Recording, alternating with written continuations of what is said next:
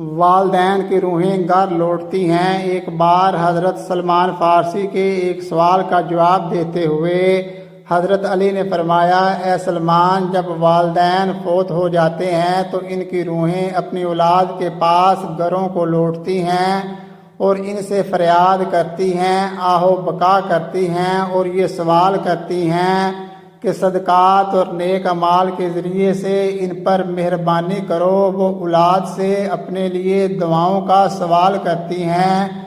سلمان فارسی نے عرض کیا، روحیں کب اپنے گھروں کو لوٹتی ہیں؟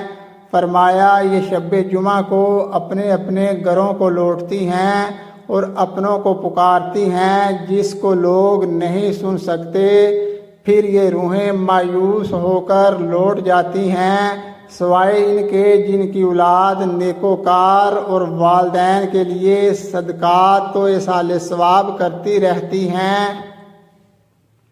پھر فرمایا، اے سلمان، یاد رکھنا، اپنے مرحوم والدین کے لیے دعا کرتے رہنا۔ جب کوئی اپنے مرحوم والدین کے لیے دعا کرتا ہے تو یہ روحیں اللہ تعالیٰ سے فریاد کرتی ہیں، یا اللہ، جس طرح ہماری اولاد نے ہمارے اوپر احسان کیا، ہمیں اپنی دعاؤں میں یاد رکھا، تو بھی ان پر رحم فرما اور دنیاوی پریشانیوں، تکلیفوں اور بیماریوں سے ان کو نجات دے دے۔